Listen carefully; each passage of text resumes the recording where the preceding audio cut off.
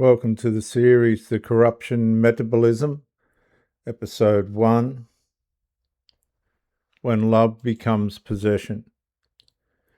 Have you ever loved someone so deeply that losing them felt unbearable? Not because they had harmed you,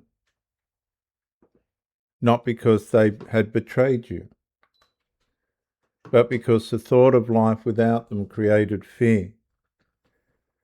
Most people assume that fear proves the depth of their love. What it proves is something else.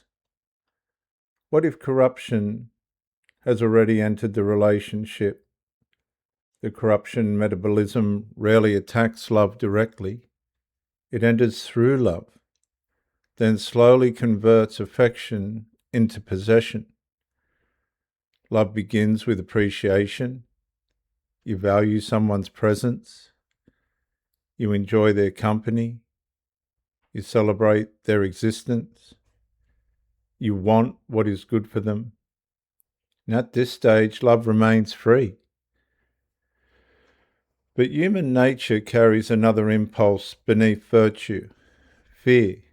Fear of loss, fear of replacement, fear of abandonment. Fear whispers a simple question: what if they leave? The moment fear becomes dominant, love begins to metabolize into something darker. Appreciation becomes attachment. Attachment becomes dependency. Dependency becomes entitlement. Entitlement becomes ownership. And the language often remains unchanged. People still say, "I love you," but the meaning has shifted. The relationship's no longer about the well-being of the other person. It has become about preserving access to the other person. Control starts appearing. Questions become interrogations. Concerns become surveillance.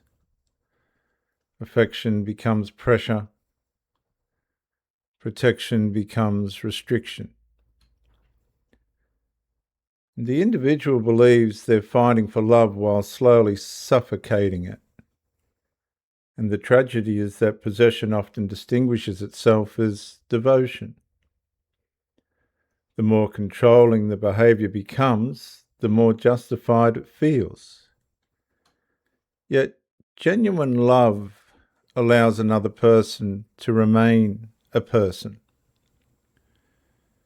Possession attempts to turn a person into property.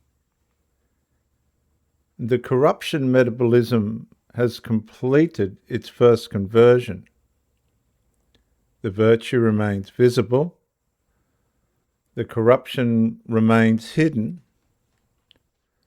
Love still speaks, but ownership now speaks through it. The corruption metabolism survives not by opposing love, but by convincing love that possession is proof of devotion.